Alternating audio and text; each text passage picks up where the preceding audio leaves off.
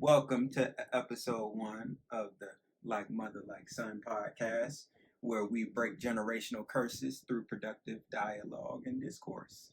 Absolutely. All right. So let's start with let's start by introducing ourselves. Well, I am Liz, a mother of 3, and a woman who is finally walking in her truth. I love it. I love it. I love it. And I am Jesse Jr., the oldest of 3. I am a father. Yeah, that's my top priority, really. My 2 girls prior to my existence and my motivation. I'm also a business coach. So let's talk about who you are as a woman. That's interesting that you asked, because a few years ago, I would not have been able to answer that question. I could have told you who you were, or who I thought you were, who my daughter was, and my other son was. However, as far as myself, I never put anything into that. However, as time has moved on, I realize I'm pretty dope, as the young folks say. I've accomplished all the goals that I've had. I At this point in my life, I do what I want. I go where I want, how I want, when I want, and I have peace. And now I'm just enjoying life.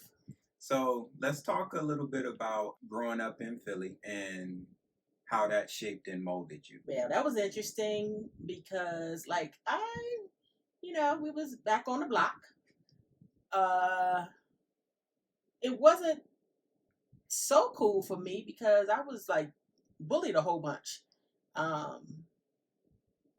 Not sure why. Maybe because I didn't have any brothers and sisters, or my mom, she was older, so she wasn't able to get out there in those streets and fight for me or whatever, or fight with me. So she taught me how to play the game, and so it was definitely different. And I learned how to navigate through life from the block, because like now, as I sit and watch the world and what it has evolved into, we had a lot of those things back in the 80s, in late 70s, early 80s.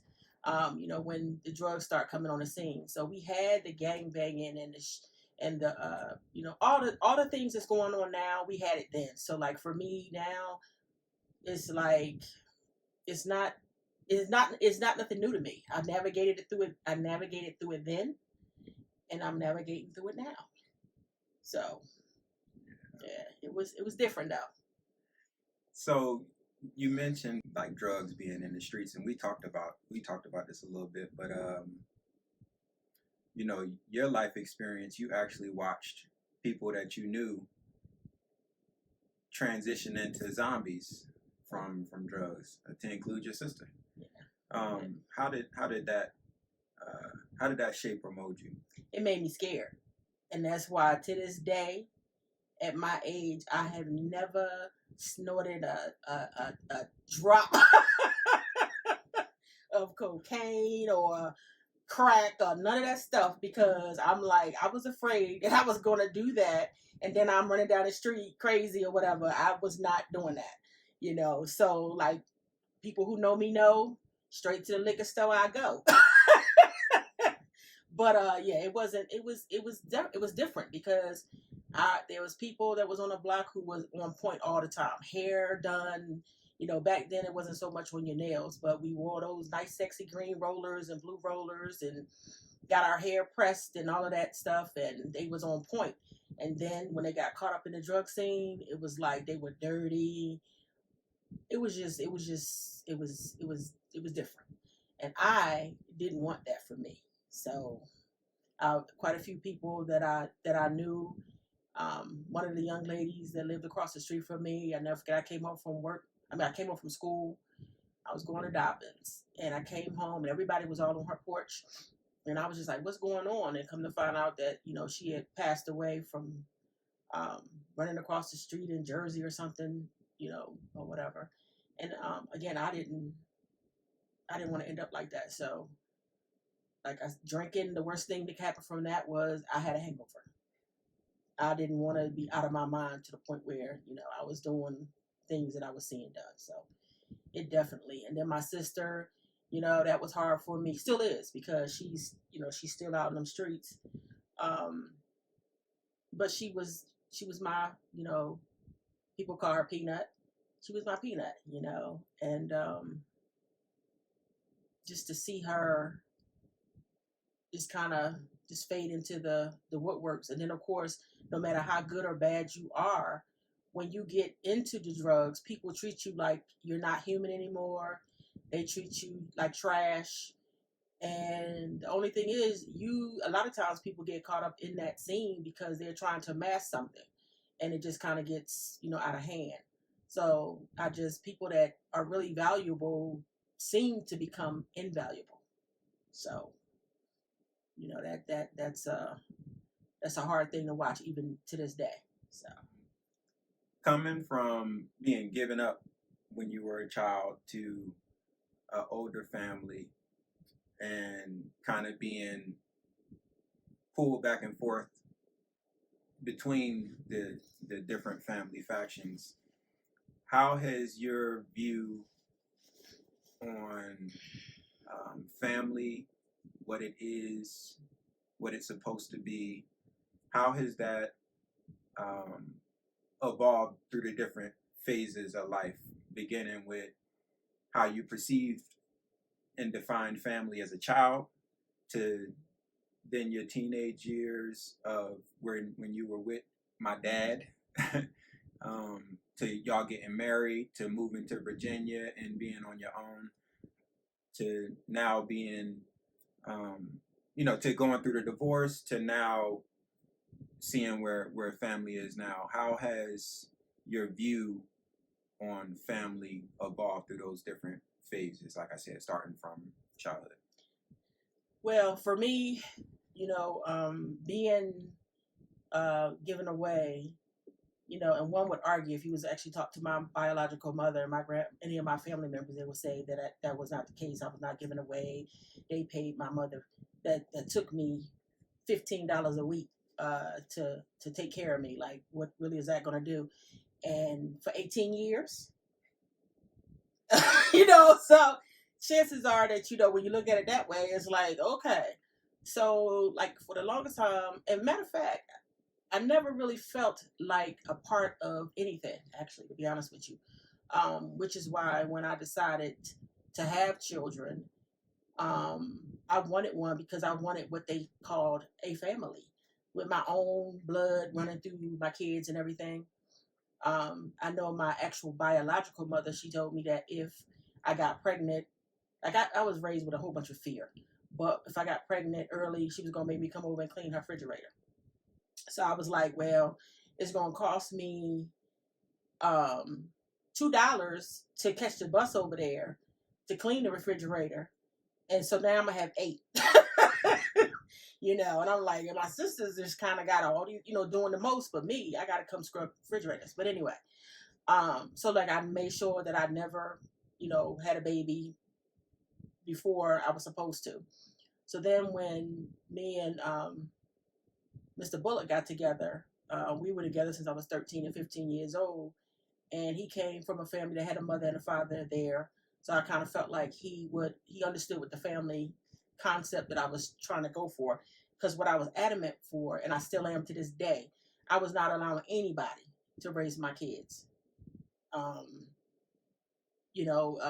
was like pulled from here and there. Like, I didn't, as a little girl, I wasn't, like other people was at the house getting a beating or on punishment or whatever. I was getting threatened.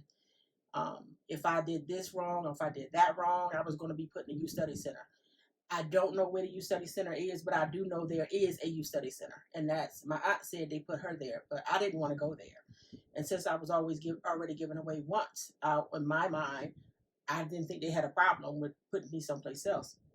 So when I had my kids, the same people that threatened me and treated me badly, I wasn't having that for my kids. And I was adamant that we were going to have a mother and a father. And forgive my eyes run water. That's just what happened when you get old. But anyway, I was adamant that nobody was going to raise my kids. So even when things was not so cool with me and Mr. Bullock, I just felt like that we would be, because we had some of the same stories that we shared with each other, I felt like we would be good parents or whatever. But mine was probably a little bit to the 10th power, because I had people, I never felt valued or respected, and I just didn't want that for my kids. So I fought for them, and I stayed somewhere probably way longer than I should have stayed, making him unhappy and myself unhappy, because I was adamant that we was going to have a mother and a father in this house at all costs. That was not an option for me. Until, it became a situation where it didn't work out. So it's cool, because now, everybody's happy. So, but yeah, the family thing for me is everything. And that's what makes me happy now, that God is kind of working it out where my kids are all getting to see me for who I really am. So I hope that answers some of the question. Absolutely. So you said that fear has driven a lot of your life. Talk about that. And what I come to find out now is anxiety. I was scared the majority of my life. I was afraid that I was going to be taken from the only home that I actually liked and be put someplace else, or over with my mother, which, that won't work out. I was always always on edge, always nervous. And that has driven me and has dictated my life. Fear. And I didn't know what anxiety was, especially when you're a kid. You just know you're scared. And who can you tell you're afraid? Because when I tell people that I was afraid, they take it and use that against me and hurt me more. So now I'm trying to mask the fact that I'm afraid. Hence why, my mother told me, she said, well, if you act like you crazy, people leave you alone. So I start to learn how to act like I was crazy. And I used to talk to people crazy and say crazy stuff, because that's how I protected myself, and then it became like, this might be me,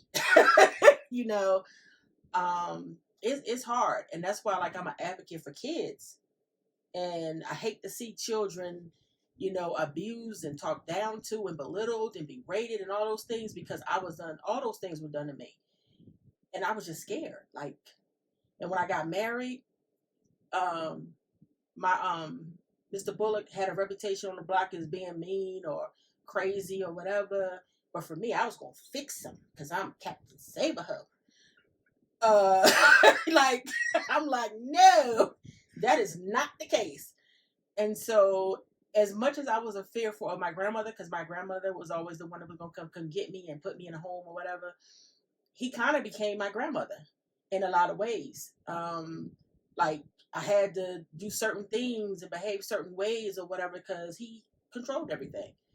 And as much as I was scared, my kids were more important to me. So for at all costs, I was going to do what I needed to do to make sure that they was cool. And that's what I did. And that's why at one point I was taking a whole bunch of different medications, just trying to get past the fear. I remember how it started when I realized, I was with Mr. Bullock when we was kids. And I'll never forget, I walked in his house, and it was I was so nervous. And so then back in the day, they used to have Actifed and Sudafed. Actifed was the kind of medicine that would knock you out, slam out for allergies. So when I realized that did that, I would take those pills, and then I felt calm around. I was able to, work with them or whatever, or not be scared. So that I was popping those every time I had to come around them or whatever. And then, just like anything else, if you keep doing it long enough, now it don't work. So then when I realized liquor worked, I add liquor to it. And I was like, okay, now I can handle this. Because, then after a while, that didn't work. So then I go to the doctors, and I'm like, I'm cuckoo for Cocoa Puffs. Can I have some medicine? And they gave me some medicine. So now I'm mixing all of that together. Hence the A lot of people who know me, that's what it came to be. And it all generated from anxiety and fear. So, what led up to that time when we lived at 31, when you took too much medication? Well, that was Mother's Day, actually, 1993. And I was home all day with Mr. Bullock, and like no days felt good. They felt weird. So it really wasn't that I was trying to kill myself, to be honest with you. I was going to see, and I know this sounds so stupid, but it was my thought process at the time with the liquor and stuff that I'm sure that I was drinking all day, because that's what I did. I drank. So then I decided I'm going to take these pills and see if he's going to stop me. Well, I woke up in the hospital with charcoal coming out of everything, all the holes in my body. And yeah, so I didn't really. It would have been cool if I did. I remember I woke up in the hospital and I cried because I was like, I got to go back to this house. I was like, damn, I can't even kill myself right. You know, because it was like I wasn't necessarily trying to die, but it would have been cool if I did. That's how I felt. So, yeah. So how was it actually coming back home? I cried when I came back because I knew it was going to be the same shit, different day. I don't know. I just think that we probably just didn't necessarily like each other, to be honest with you. And, I just figured out at this age that I match energy, right? So, like, I'm not normally a mean, hateful, nasty person at all. I'm normally the happy-go-lucky, make people laugh, talk crap, just have a good time. However, when I'm around someone who is not that way, I match that. That's why I think that me and Mr. Bullock didn't necessarily work, because sometimes he's not very happy. Most of the time. And so I spent my time trying to make him happy. After a while, when you realize it's not working, then you become unhappy. And so, hence what happened on 1993 on Mother's Day. I was like, it's time to go.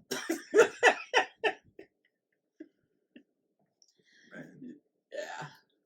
So I know I went through my divorce and getting out of the Air Force at the same time. And one of the things that I took away from that in retrospect was the identity crisis that I faced when that happened. Because when I wore the uniform, I was Sergeant Bullock, and I excelled in my career. Mm-hmm. And then at home, I was a husband and a father, at least to the best of my abilities at that time. But there really wasn't much space for me to be thinking about Jesse and my personal identity, the things that I wanted for myself. It was just about protecting and providing for my family. So it created like a real kind of identity crisis, because I was no longer Sergeant Bullock. I was no longer a husband, and my ability to be a father was kind of governed and dictated by the courts. So with that, my question is, how have you looked at, how do you describe the relationship that you've had with yourself and the identities and the hats that you've had to wear? It's crazy because I'm finally getting it together now, because there has been very little things that I've done in my life really for me that I really wanted to do, other than go back to school. And I went to school not necessarily for one, I wanted to walk across the stage, and it was a bucket list. That was it. It wasn't like I was trying to go out and be a rocket scientist or anything like that. That's just something that I wanted to do. So I did that. But even with that, I still I was the kind of person that could be in a crowded room and felt alone. And I asked myself, what happened to me? Because there was a time, people that know me back on the block, I always worked since I was 14. The fight, despite me being afraid or scared when nobody really knew I was scared, I still, I moved as if, everything was cool, but it really wasn't, And so like now, since that has all passed, it's like now I'm starting to recognize myself again, but it's only because I took myself out of that total environment. Because again, I match energy, and I've matched people too much until I match energies right out of my own personality. Like I don't even know who I became. I was just like, and I got to the point where I really didn't want to be around the people that I really cared for. I didn't really want them to see me like that because I didn't know how to fix it. I really didn't. And I do know that sometimes I do stuff on purpose. Like maybe I did do that so y'all wouldn't come around me because I knew that I couldn't fix it. I didn't know. It was like when you do something so long, it's like you don't really know you a drug addict until somebody take the drugs from you, And when everything was taken, then it was like, oh Lord, like I'm going that shit crazy. Like I don't even know, right? And people that knew me, everybody had their opinion, and I heard every single thing people were saying. I saw it, I heard it, I watched it. And unless you walk in these little size 9 shoes, you have no clue. But now, like I don't allow myself to be in situations where when I match energy and it don't feel good, I realize now I'm strong enough to get out of it. Because I decided, because I told my kids I don't make the sideline 1 minute. I told them I don't make good decisions. I had them laughing. Because I decided that since I work at home, that I need to get out the house. And I decided to get a job out of the house. I went to the job. I was a front desk clerk, and I was cool with that. Never had an experience like that in my life. I was talked to like trash. I wasn't trained. I was speed trained, or like speed date. Like, here go the computer, here go this, here go that, now do it. And then if you don't do it, why didn't you do it? So needless to say, I was matching energy for 11 days. And every day I came home, I told stories. And Jesse said, why do you keep doing that? Because I'm like, I'm bigger than Hair Washington. I can conquer this. You're right. So what I had to do was I had to put my badge down, take my little apron thing off with my name tag, lay it on the thing, and walk out. Because you know what? I'm not matching no more negative energy. I'm not. I love it. So, education. Talk about going from being a high school graduate to an MBA in 5 years. I loved it. I don't know how I did it either. Because I was on the crux of being batshit crazy. But school has never been difficult for me. It really hasn't.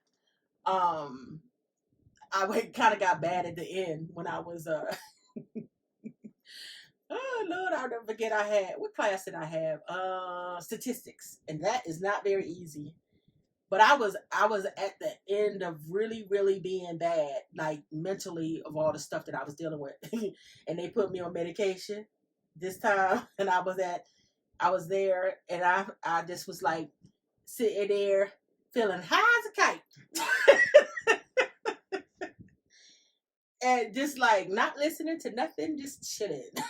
But anyway, that was just one of the things. But truthfully, I thoroughly enjoyed it. Like I really want to go back and get my doctorates, and it's not because I'm trying to save the world. I just want that. That's something I want for myself. Because I enjoy learning, And if you can get a certification behind it, why not? So, for me, and I was busting it because I was doing like I policed my own education. Because one thing that I have found is that when you go to these counselors in these colleges, they're just human beings just like you are. And they only can help you to the level of their knowledge. So they'll look and they'll tell you to take this and that and take that. And then what'll happen is you'll end up getting to graduation day and you still need credits. And what's not going to happen for me is that I was not going to be in that situation. So I went online and I policed my education, and I was taking 3 and 4 classes at a time. so that when I finished each degree when I wanted to, and I walked when I wanted to, because I made sure that all my classes were met. So for me, just the whole experience, to think if my theory on how you do stuff would work, and it did. So for me, now I don't necessarily use them, because like one of the things that my ex said, yeah, now you got a master's degree, what you gonna be doing with it? Well, right now I'm gonna hang them in some pretty frames and hang them on the wall. And if in any event I ever decide to do something else, then I will act like I got sense and I will go do it, because I have the knowledge, but I might not want to share it. How do you see the roles in a healthy relationship between a man and a woman? How how do you see a man and a woman interacting with each other in a healthy way? At this point, I believe that, because I actually have a set of friends that I actually think highly of, and I won't mention who they are, but they've been married a long time. And as I watch them joke with each other and just say all types of off the wall stuff that I would typically, if in my relationship, I would have been offended because of the person that I was with. But to see how they interact and the years that they have, and the love that they have for each other, it's like I see that. I think that each individual should still be able to be who they are, without changing for that person. Because I think that from what I've learned now, I think everybody is who they are, and they need to be able to be who they are. And you're supposed to be with somebody who can understand you and meet you there. Now, I know there's going to be some compromise from time to time, but to be like in my case, I was not able to really be myself, because like I was, there was recording devices throughout the house, and my computer was tracked, my car was tracked. When you are living like you in a prison, I don't. How can anybody have a good relationship like that? But to be able to go and do what you need to do, and still be able to come back home and communicate, and still, interact, and your kids respect you and whatnot, and understand that you're a human, that you're not perfect, that you're going to make mistakes, but they still respect the role that you carry. Like for me, the couple that I'm talking about, I really, really admire them. I've never told them, and I think I will the next time I see them. But yeah, I think, yeah, I like that. So my divorce was very dark, because it was a lot of stuff that was kind of hanging in the balance, where the courts had in their control to allow my ex-wife to take my daughter to Germany, right? Like move back to Germany. And it was just like a real dark process to go through. Mm-hmm. And then in retrospect to kind of process on my own. How did going through your divorce impact you, and coming out on the other side of it immediately thereafter, just kind of navigating life in that new space? It was hard, because in a sense that you don't realize that the way I describe it is that I went through dysfunction withdrawal, because we were definitely dysfunctional. We were both toxic to each other. The opportunity came where I was able to get out of it, and I took it, and getting out of it, it was difficult. Not that I was afraid, because I know how to take care of myself, and I know how to survive. That if I don't know nothing else, I know that. But to have been in a relationship with somebody since she was 13 and 15, to one day know that it's never ever going to be that again. No matter how much you like or dislike somebody or whatever. And it's not like I don't hate him. I don't necessarily dislike him either. I don't necessarily like how he acts sometimes, but that's him. That's his personality. But for me, I just had to find my footing in this world again. And it took me, when I had to move out of the family home, and then when I went into my own townhouse, it was liberating to me, because it's like everything in here is mine. I got rid of everything that we shared together, except this bar that we had a thing going backwards and forwards in court over. But I kept that, but I changed it so it don't even look like our bar, but it's still our bar, you know. And I just like now everything that's in my house I bought. I put it here, and it's like that means something to me.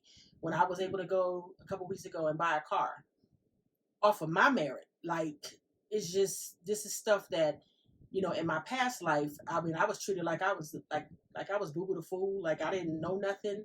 You know, I was telling people how to do stuff, and they were laughing like I didn't know what I was doing, but yet everybody was riding off of the benefits of the stuff that I was doing. And now I don't have to do that for nobody else. I do it for me.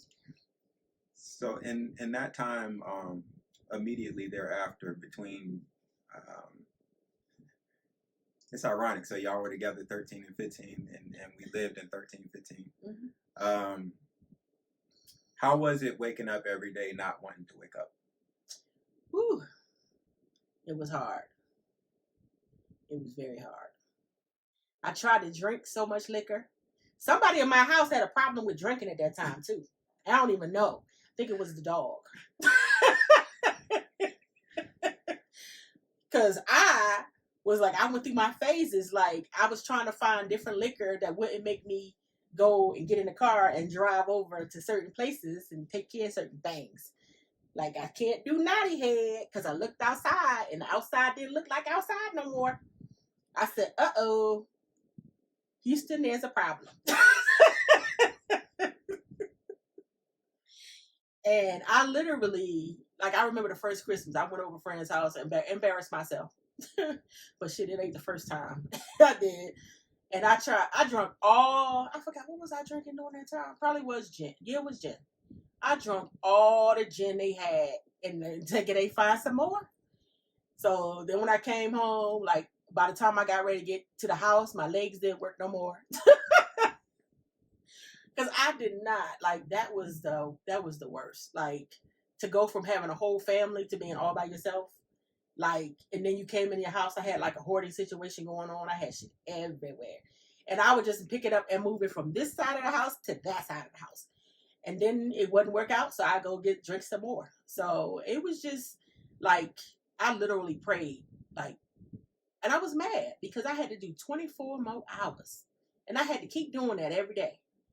And then, like, I was trying to, and I went through the phase when people that know me back during those times, I was like posting stuff on Facebook left and right, because I was trying to evoke conversation between me and him, and it just worked out. And so then it just made me look crazier. But I didn't care because it was time to go back to the liquor store. And that's what I did. So. How do you define narcissism? Somebody that thinks everything is about them. They don't even have the capacity to understand that maybe their actions or reactions or other things could possibly be wrong with a person, other than how it's affecting them. Like, it's just them. I remember my mother-in-law told me when I was a little girl, I was like 15, and she was like, "But you can't help your color." Like, I didn't even know that my color was a problem, you know? I'm like, I understand I'm a little bit lighter than the majority of the people on the block, but I don't really, like, think it's a problem, you know? So, like, even down to your color. So if you got somebody that is always thinking everything is about them all the time, and everything, like, for me, I had a whole accident. A car hit me, and my daughter was in the car and a neighbor. And I was not worrying about none of us in that car. I was worrying about having to tell him that somebody hit that daggone car. And I still got problems to this day because of it, because I just was afraid to call him to tell him that somebody hit that car. And I knew that he was going to, like, I would be the brunt of a joke or whatever the case may be. So it is, yeah. That's so interesting because, you know, I got robbed. Gun in my face, took all my shit. I had just gotten paid, just cashed my check, right? Because it wasn't no direct deposit. So I had just cashed my check, have my money in my wallet. I walk out and I get robbed, and they take all my chains, they take my wallet, they take my shoes, they take everything. And the first thing that I thought about was not myself, but I gotta call this nigga and tell him I just got robbed. And I was more afraid to call him than the fact that I just had a gun in my face. So that's wild. So you said that you were told that your skin tone is not your. I can't help it. Yeah. How did your skin tone impact your interactions growing up in Philly? I didn't think so when I was younger, but I think looking back on it now, because it was only like, it was me, my best girlfriend, and another girl that was the 3 light-skinned girls on the block. And then another one came, so it was like 4 that was as light as we were. And like I remember I used to stay out in the sun trying to get dark. But it never happened. I just turned like bronze. I'm so stupid. I remember Mr. Bullock family had red eyes. So I did smoke weed. Not a lot of it, but I did. Try to make my eyes red so they could be like everybody else's. I was just like dumb. Stupid stuff I've done. But yeah, so like, I don't know. Because it wasn't so many of us. I don't know. I thought it was a problem. And the dark ones must have thought it was a problem too. Because, like I said, when she said that, I was like, what am I supposed to... You can't help your color. Like, I didn't even know my color was a problem. I'm sorry.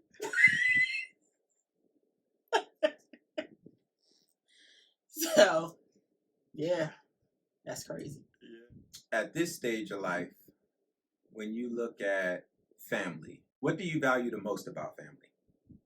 Knowing that this stage, knowing that you're not alone. Like for me, it means everything to me to let my kids know that, first of all, for them to get to know me for who I am and not for what I had to be when I had to be it. And also for us to there's nothing that we can't overcome, and to be in support of each other.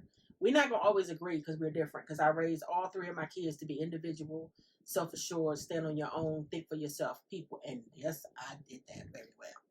Because none of them think of the same about nothing. But I like the fact that we should be able to bring our differences together and diversify ourselves. Lord, I hate my eyes keep running water. Forgive me, America. The world. Yeah, the world. Yeah. But yeah, so that's very important to me. And we don't do, in my house, we don't do drama. We don't do, well, we never did belittle or berate or talk about each other, put each other down or anything like that. We don't do none of that.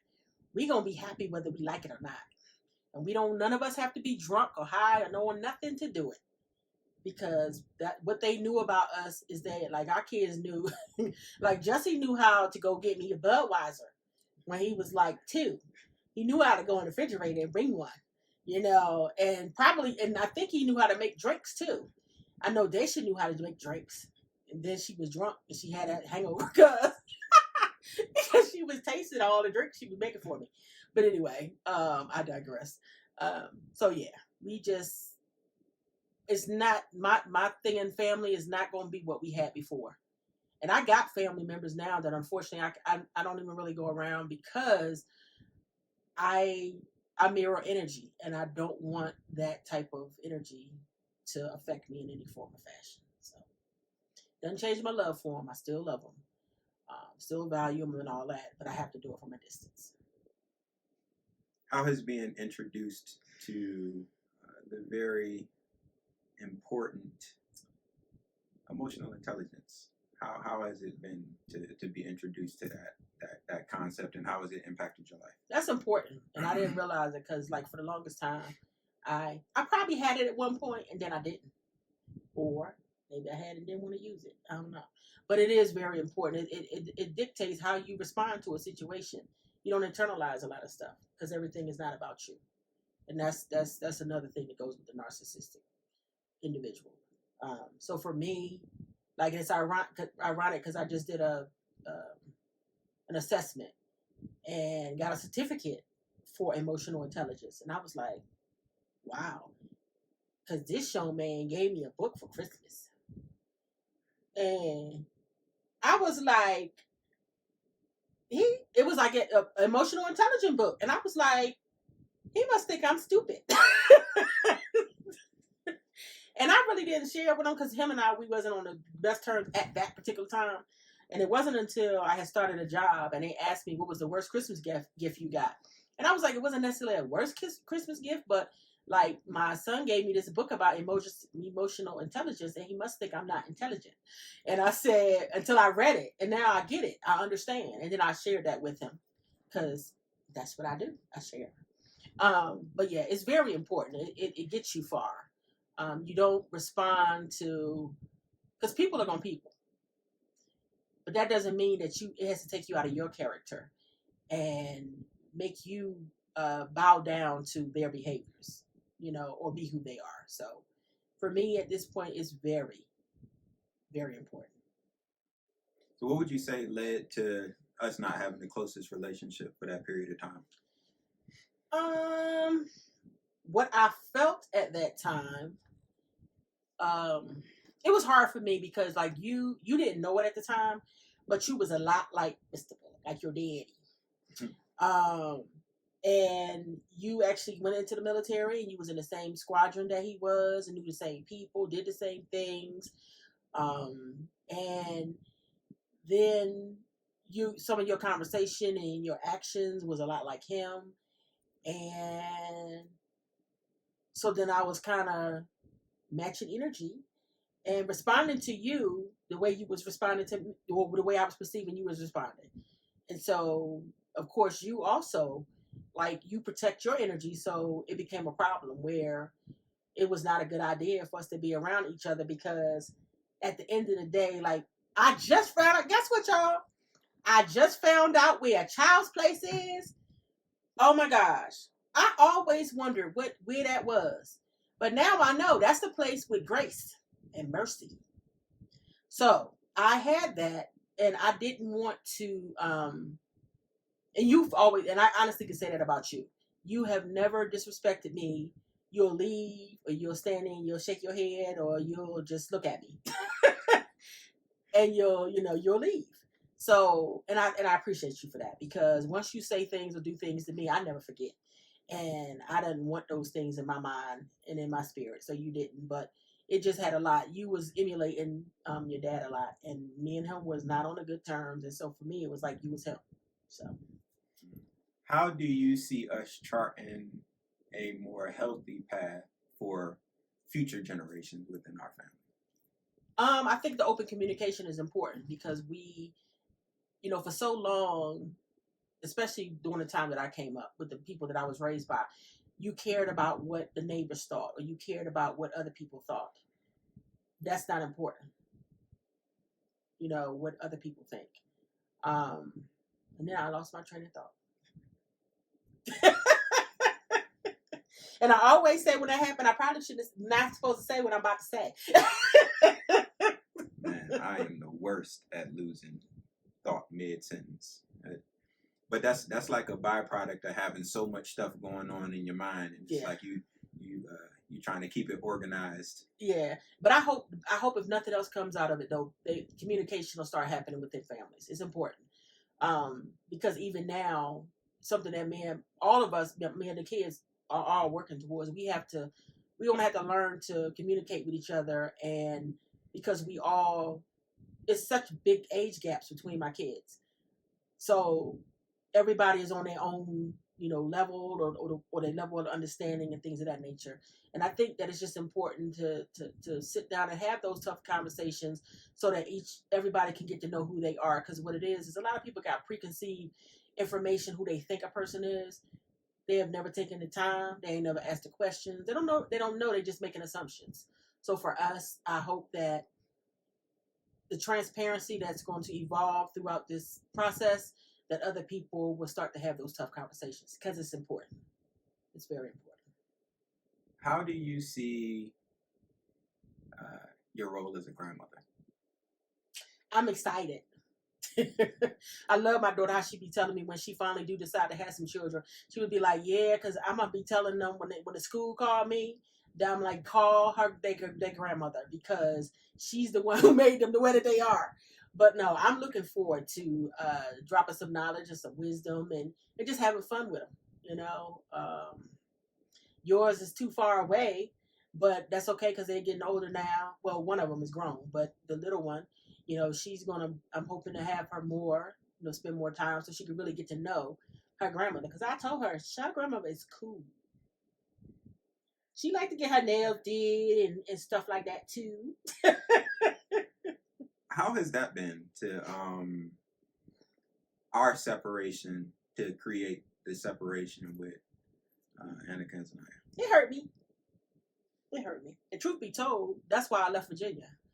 Because when you came to town, when I was in the townhouse, and y'all were there for those 7 weeks, and they never came over or whatever, and I was like, they are literally minutes away from my house, and at the time, I guess our relationship was so strained or whatever, like, I'm not valuable enough for them to be around me, so I was like, that's never gonna happen again. Because they can come to Virginia every daggone day if they want to. But I won't be here. Because I'm never, ever going to be in this position again. So I left. So that's how I felt about that. That did hurt. That hurt me a lot. Especially for who they were spending time with at that time. Because I was like, they're with people that haven't earned shit. A part in their life at all. And it's like, I've never done anything to hurt y'all. I've always been there for y'all or whatever, protected you. And for whatever was going on in anybody's mind at that time to think that I would hurt them, because at my mind we never had a conversation about it, so I couldn't imagine what you thought I was going to do at the time. But I just knew I was never going to be in that position again, because you would never be in a position where he and I would be in the same state, and you have to make a choice. So I left. Yeah. And that was that was a conscious decision that I made. Really, because I know.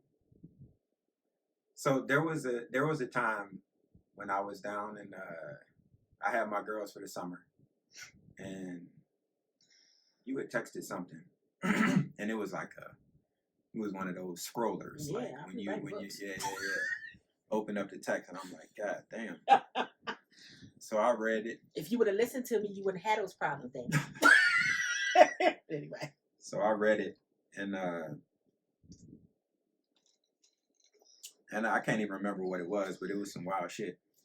And I was at a stoplight, and baby girl sitting in the back seat, and she said something after I read it, and I snapped at her.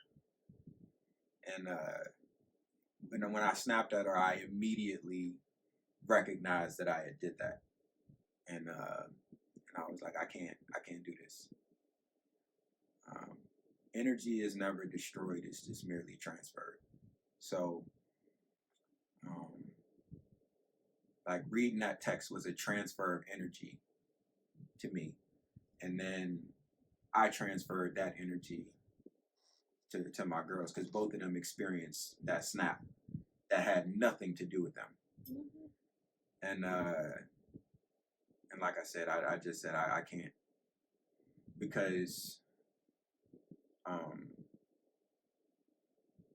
at that time I didn't have the best control over my responses and reactions when things were said and done, and the idea of continuing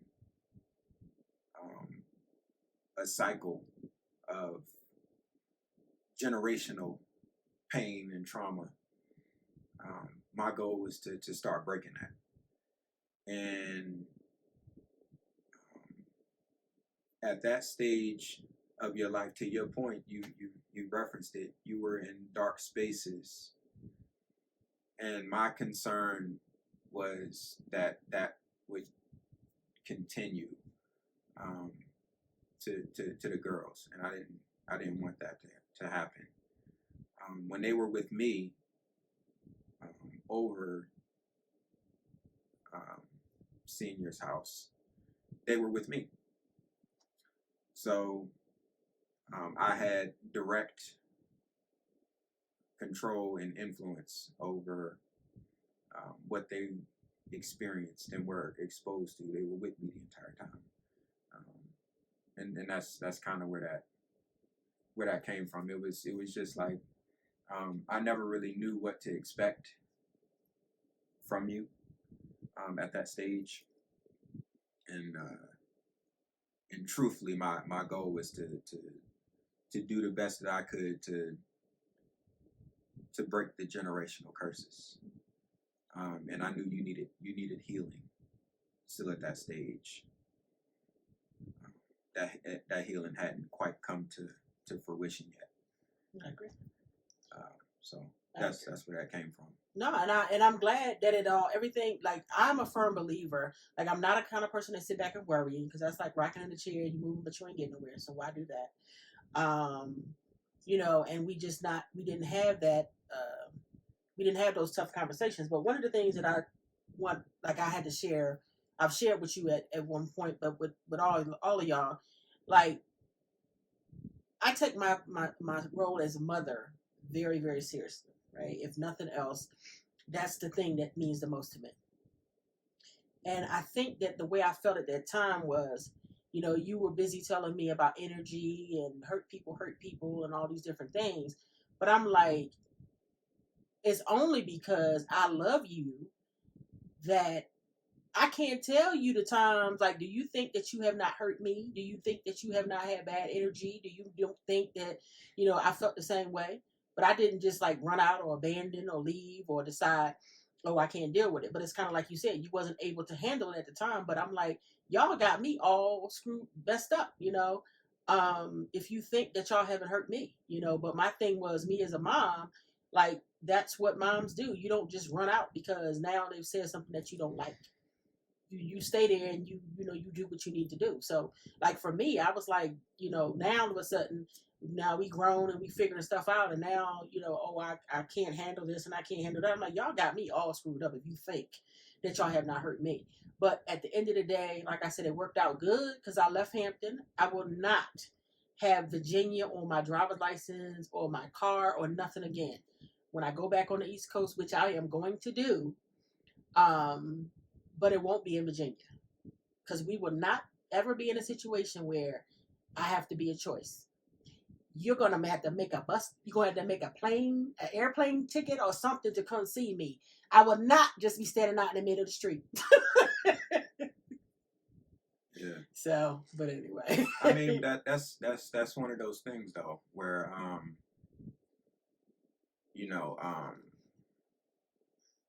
I know, just knowing enough about myself, that I can't personally have it both ways. Mm-hmm. I can't have it where I'm there absorbing whatever is being given and I don't give it back. Mm-hmm. And by giving it back, that takes me out of a child's place. That takes me out of the grace that comes along with wearing the title of your son. So for me, and anybody that knows me knows that I don't fray from confrontation. I don't like it, but I'm not afraid of it, and I don't necessarily avoid it. That's not even in my DNA. However, when I'm thinking about my mother, that's a different calculation. So rather than be there and with me already knowing about myself, it's only so much before I'm going to start saying something or doing something. I'd rather not be in that space. And I'm glad that you did, and that's the only reason why, so both of us, like, I stayed in a mother's place, a parent place when it came to you. You stayed in a child's place, even though you was grown. I stayed in a mother's place because you know stuff about me. I know stuff about you. We can hurt each other. But that's not the goal. You're supposed to hurt the people in the street, not the people in your house, right? Absolutely. So that's why, like, I just take it for the team, because I was not going to put stuff in your head that you can't shake for the rest of your life, because now all of a sudden, it's like it's playing in your head because of the role that I have in your life. So, I get it. Yeah. But that's like that's why this and what we're doing is so important to me.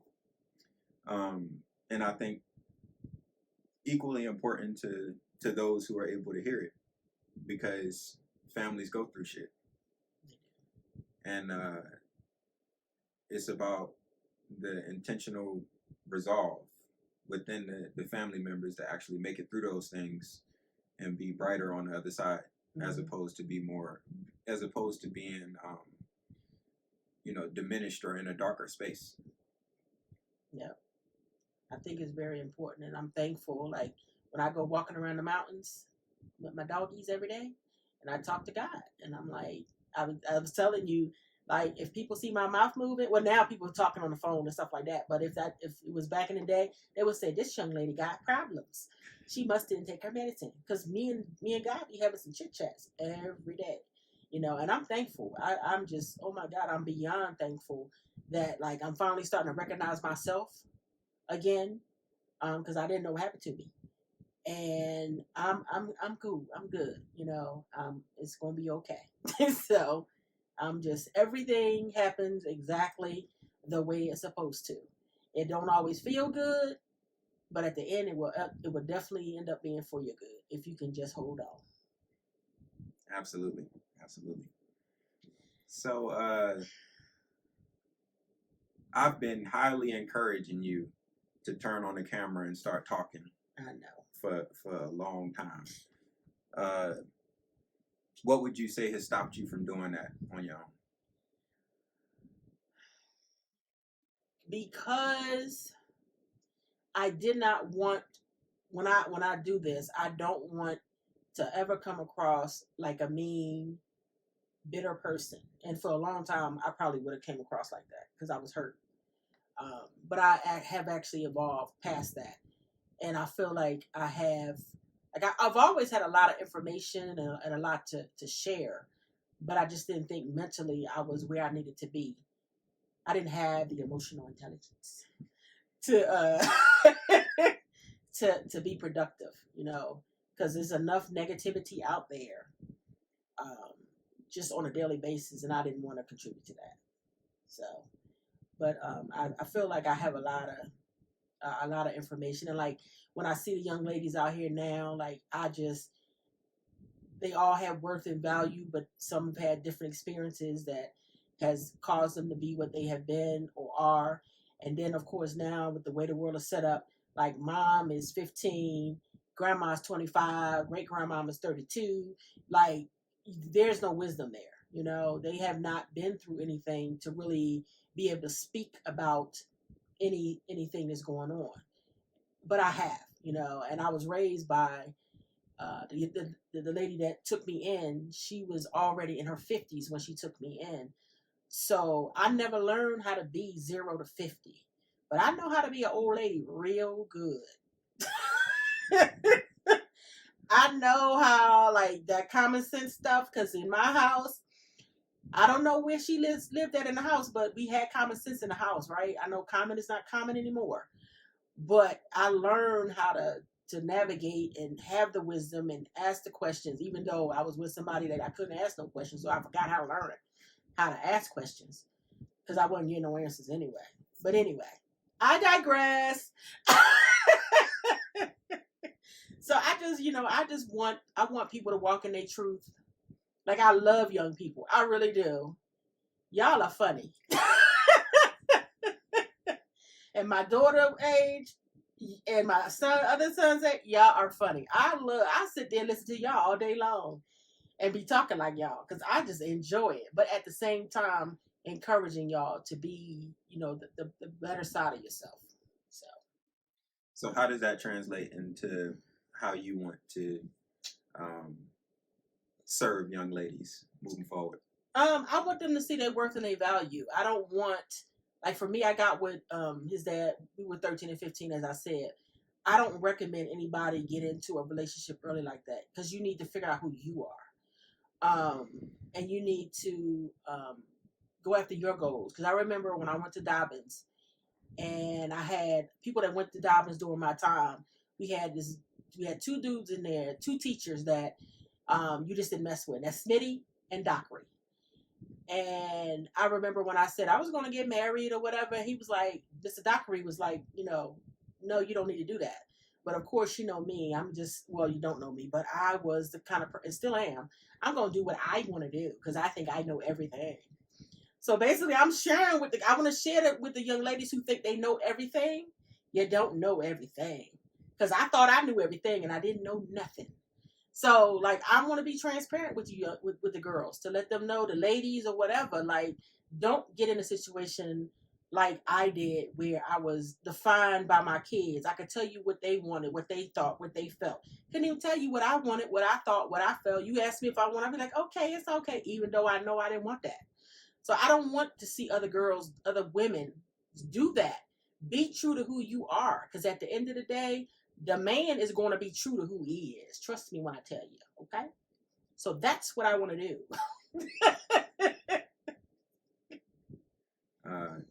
We living in a tough world. Yeah. And things are getting tougher. Yeah. That's what was hard for me at the job that I just had. And the girl that was working there, she was 21. And I couldn't help but think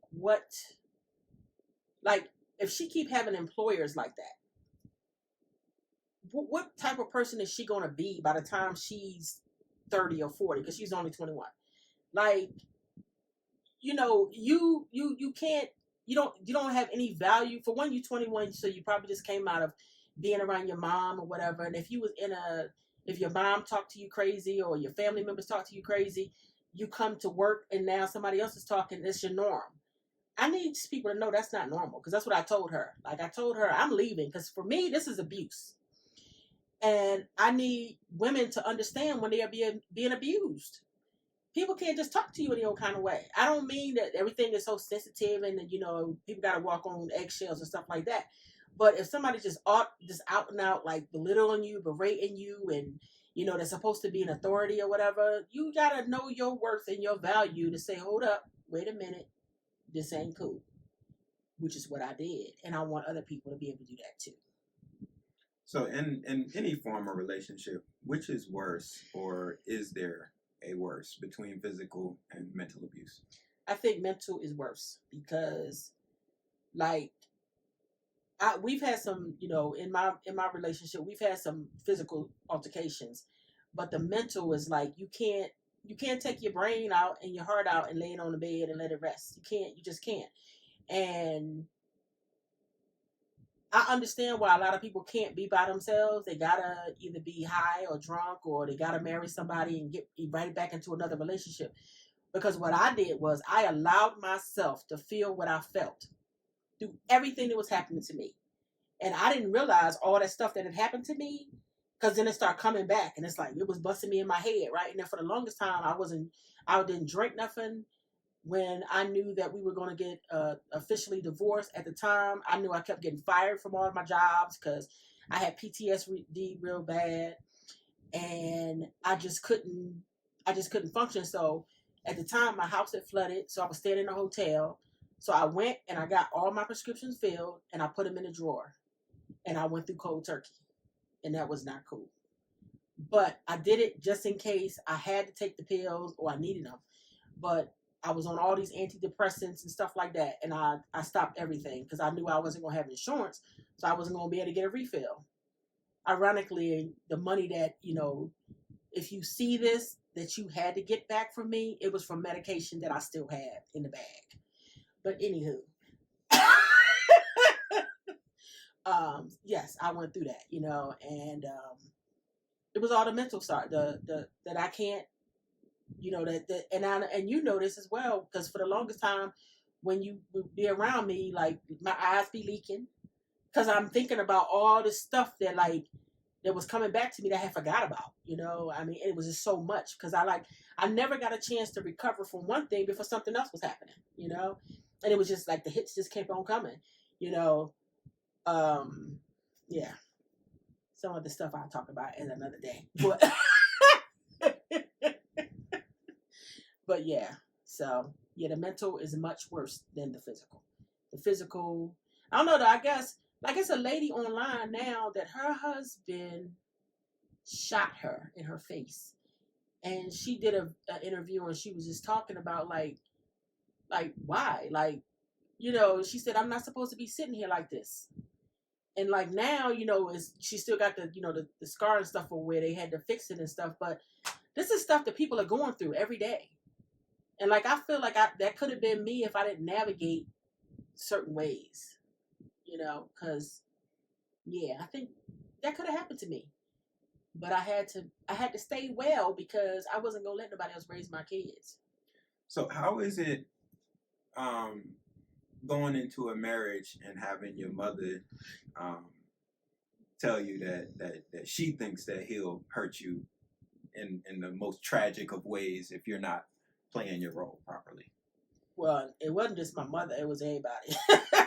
But I was like, fix it. But yeah, for my mother. So what exactly was told to you? What that was going to happen to me? Yeah.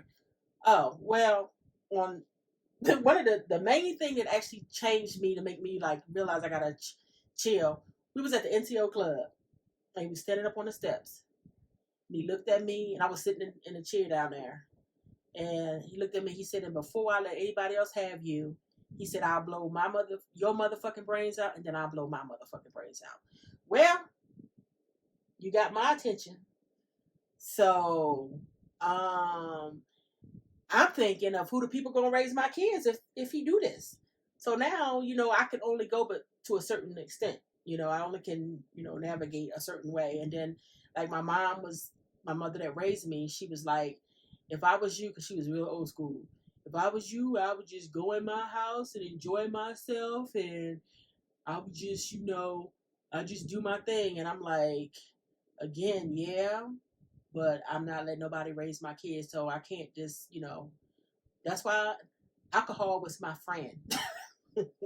Really, people that see me probably thought it wasn't my friend, but hey, it got me through. Now I don't have to do that no more. So how do you exercise your mental now? I have my dogs, and I talk to them like they grown men, and they understand well. And I just don't. I'm very selective on who I'm around. And I just try to, I work and I just, I talk to God a lot, and I just try to stay positive and get my mind right so that I can come and talk to other people. So to help them to not necessarily feel how I felt the majority of my life. So I'm not really doing a whole lot. I'm just allowing myself to be.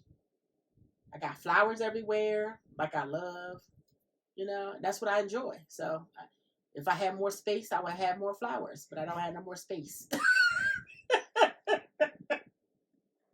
So I be looking at my flowers outside. I said, it looked like a cemetery, and it's just hanging baskets. Like, why did I have to buy all the hanging baskets? Because I love flowers.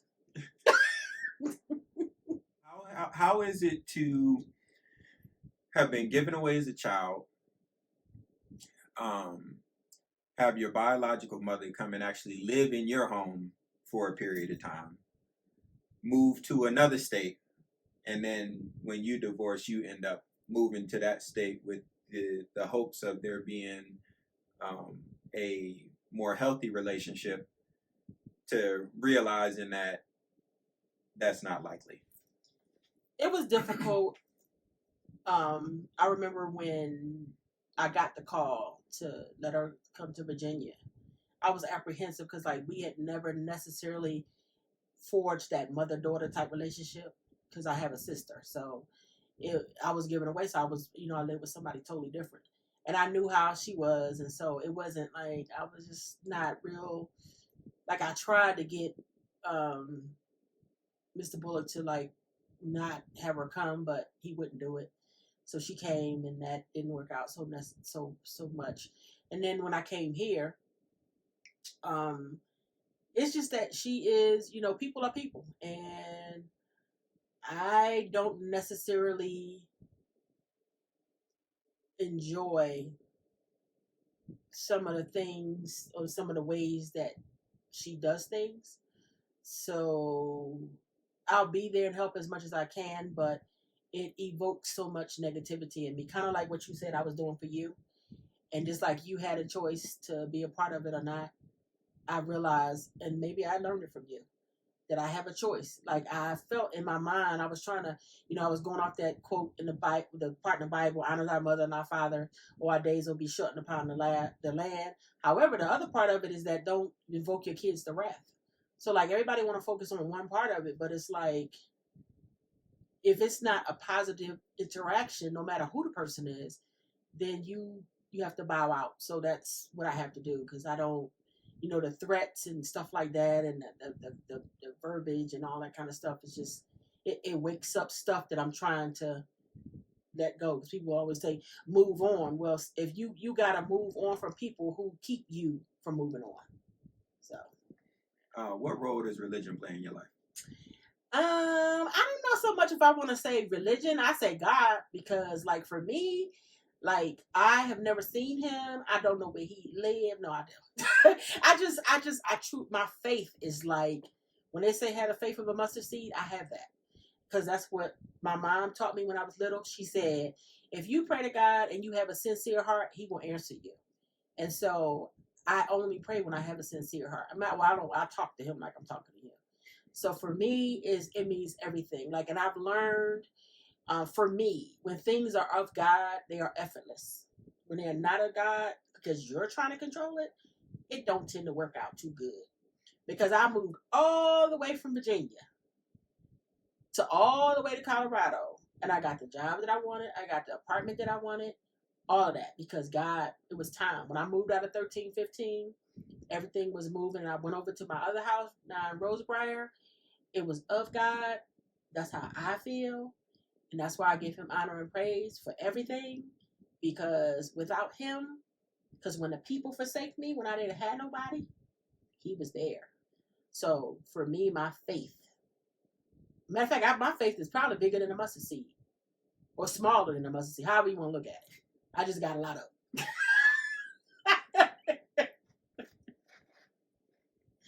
And I know my kids and everybody be like sick of me doing that, because I even got my baby girl doing that. And she be saying, yes, I had to talk to God about it. Yes, honey, have a chit chat with him, because he is not going to let you down. So have you ever thought about it? Because I thought that it was 11 and 13 that y'all were together. So, we were at first. It was at first. Now, so to that point, has it ever like connected with you that y'all started at 13-15 and ended at 13-15? Yeah, I always did. I do that. That's why, like, for me, it's like, yeah, it is. Mm-hmm. Yep. Wow. Yep. 13 and 15. Yep. And it's wild though, because it's just the whole thing, and it's crazy because, like, even now when, I'm really happy, he's happy now and everything and all of that. But it was funny to. Is he? I don't know. That's here nor yeah, there. I don't know. Yeah. I ain't talked to him. Yeah. But anyway, it's so funny because like people are now as a part of his life, like they was coming for me or felt like they felt like we were kids together. It is nothing that I do not know. There's some particulars that I didn't know, but had I known, we could have played this game a little differently. But yeah, like I know him.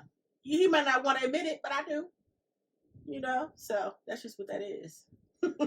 So for additional context, the 13-15 is the street address of the house that we primarily lived in growing up. What is the role of monogamy in a relationship? I don't know what the heck that mean. What that mean? So being faithful. Oh.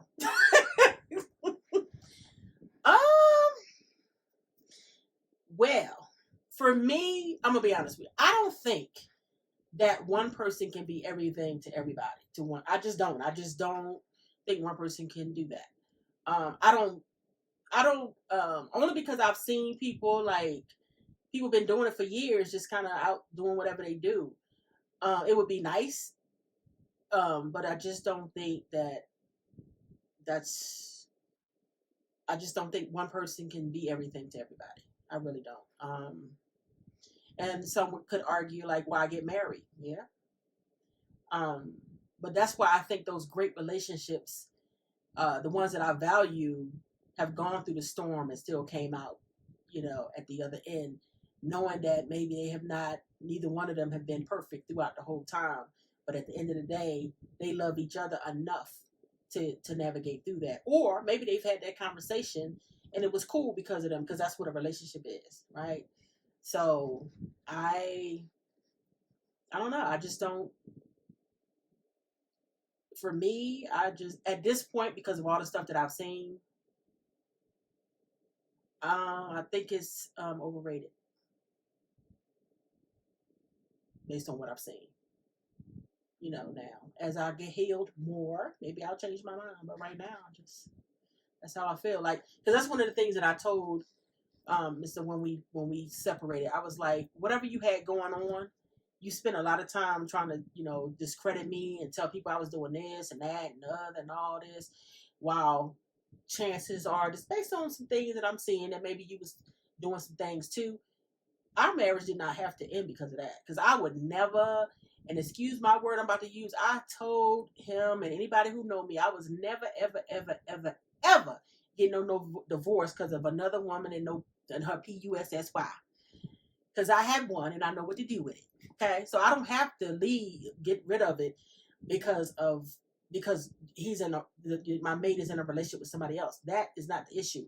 My relationship ended because of how I was being treated, right? Or didn't align with what I had in mind for myself. So to answer your question, for some people it's probably important. I think there's other things that's more important. Common courtesy, mutual respect, and all that. And that's something that y'all will have a conversation with. So, about rather. So, you see yourself being married again? Nope. I'm scared to even have a relationship, child. I really am. I don't want to run the risk of having somebody trying to control me and tell me where to go, what to do, how to think, how to feel. Don't say this, don't do that. I don't want to do that no more. I still got that little tracking device that was on my car. Because I remember that day I looked outside and I seen them ducking down, putting something on my car. And then I went out there and I was trying to feel around, but I didn't know what I was feeling for. Oh, yes, the girl was being tracked. I said, okay. Am I going to put myself in that situation again? Nope.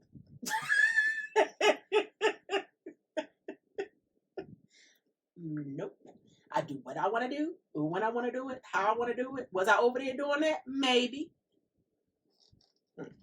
Because I'm grown.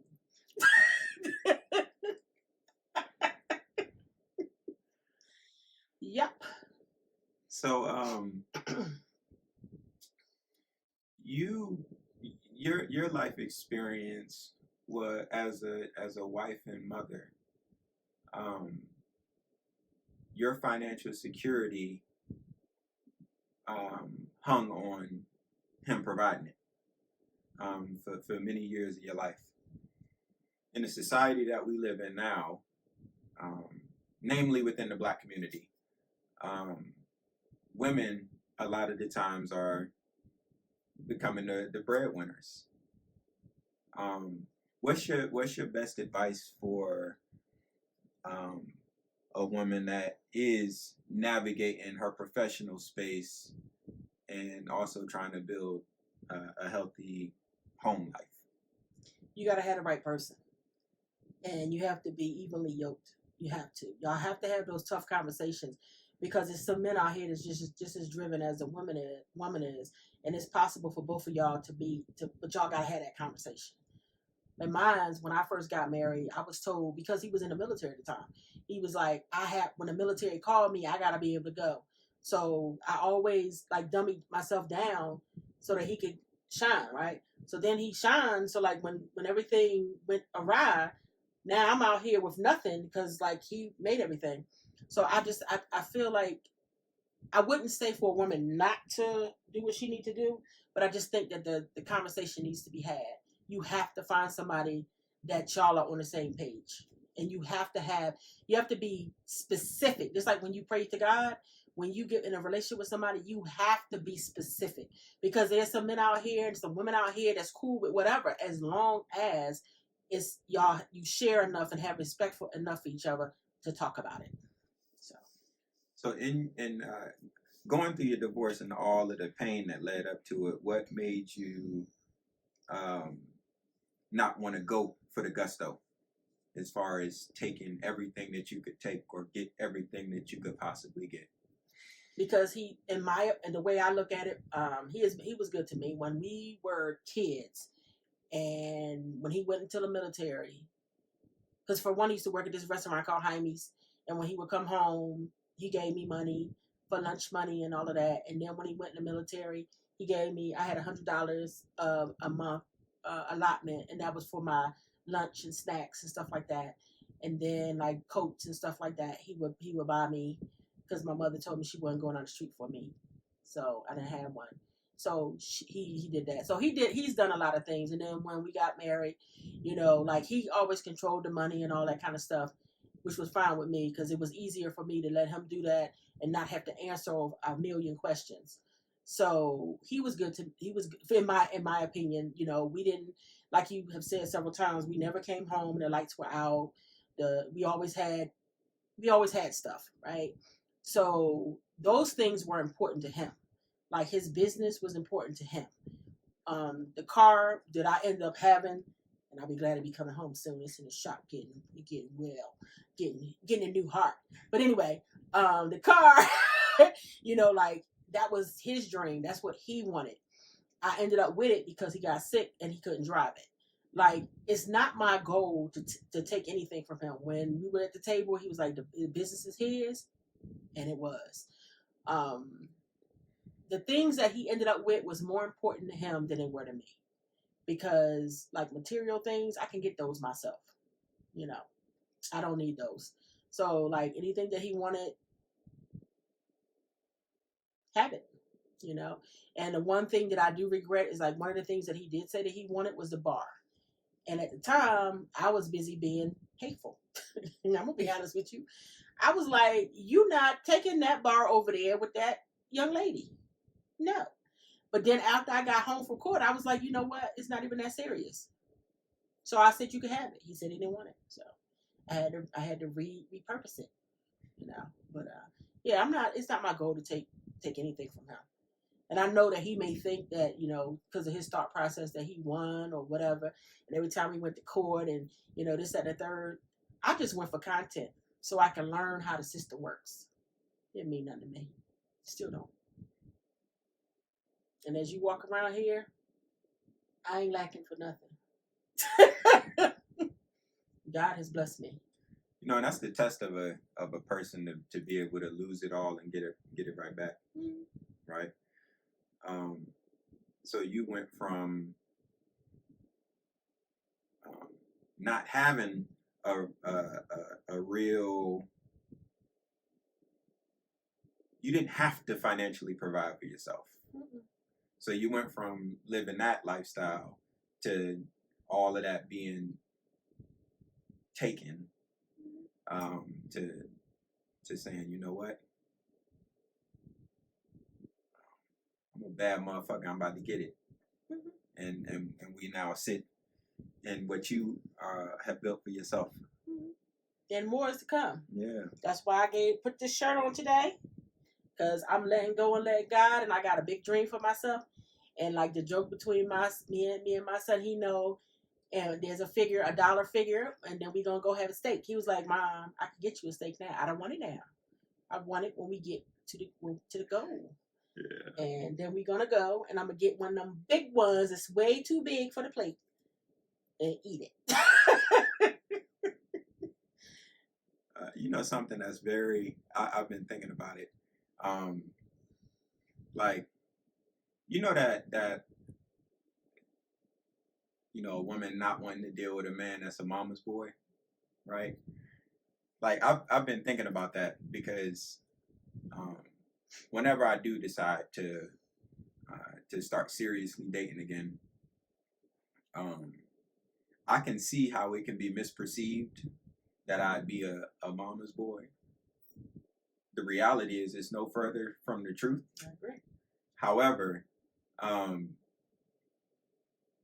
the relationship that we have and the relationship that we will continue to grow and have,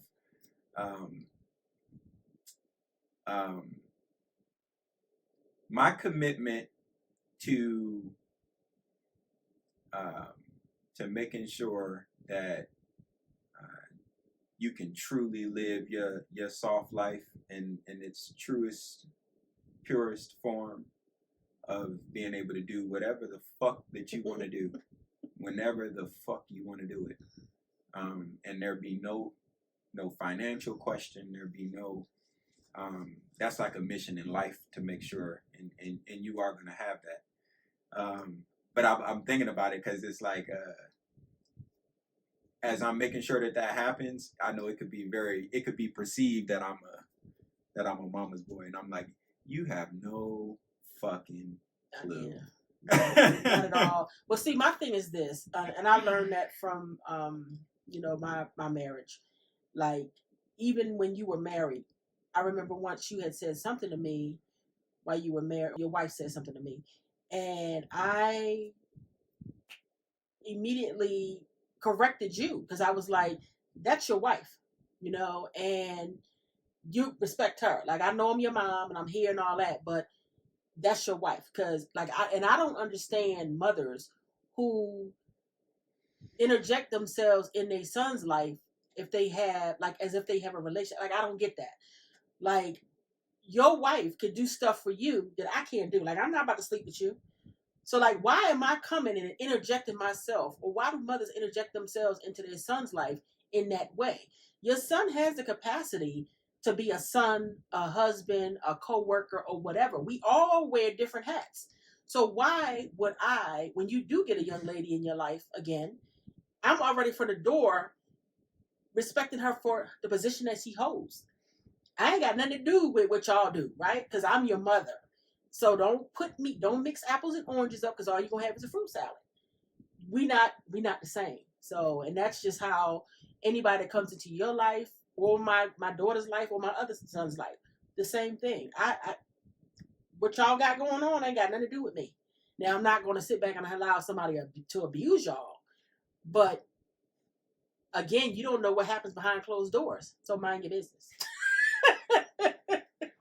How was it coming up and not having that same grace within your relationship? It was hard because I had people coming over my house telling me how to run my Christmas lights, how I should do this, how I should do that. I wasn't doing this right. I shouldn't have did that right. Like, I'm like, but I got my whole house and you got your whole house. And I'm cool with how you did your house. But why you got to do your house and come and tell me how I need to do my house? Like, I'm not understanding. So it just the respect just wasn't there. But you can only give what you know.